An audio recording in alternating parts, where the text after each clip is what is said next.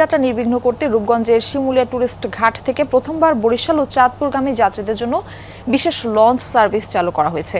আর সেখান থেকে যুক্ত হচ্ছেন সহকর্মী জয়নাল আবেদিন জয়। আমরা শুরুতেই যাচ্ছি তার কাছে। জয়, প্রথমবারের মতো বিশেষ লঞ্চ সার্ভিস চালু হওয়া নিয়ে কি বলছেন যাত্রীরা?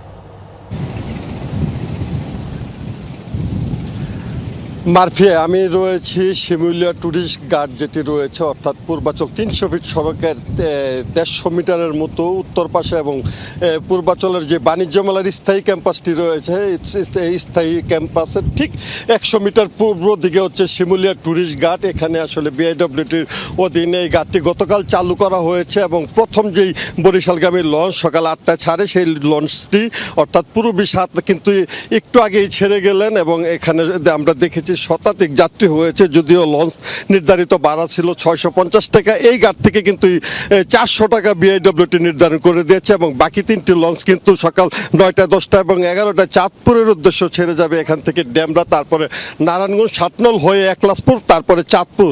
এই সাকল্যে এখানে 3 ঘন্টার মতো সময় লাগবে এবং এই যে রূপগঞ্জের পূর্বাচলে এই লঞ্চ ঘাটটি চালু হলো, এই কারণে কিন্তু যাত্রীরা অত্যন্ত খুশি। কারণ নরসিংদী, নারায়ণগঞ্জ সহ আপনি জানেন নারায়ণগঞ্জ একটি শিল্পাঞ্চল এবং রাজধানীর উত্তরা, বসুন্ধরা সহ বিভিন্ন এলাকার যাত্রীরা কিন্তু সহজে এখান থেকে পারাপার হয় এবং আমরা আজকেও দেখেছি বেশ কিছু যাত্রী এখানে আসলে এসে লঞ্চে তাদের বাড়িতে করেছেন, নির্দিষ্ট গন্তব্যের উদ্দেশ্যে গেছেন এবং তারা বলছেন যে এই ঘাটটি যদি স্থায়ীভাবে করা হয়, অর্থাৎ যেটি ঈদ উপলক্ষে শুধু করা হয়েছিল সেটি স্থায়ীভাবে করা হলে কিন্তু তারা আরও খুশি হবে।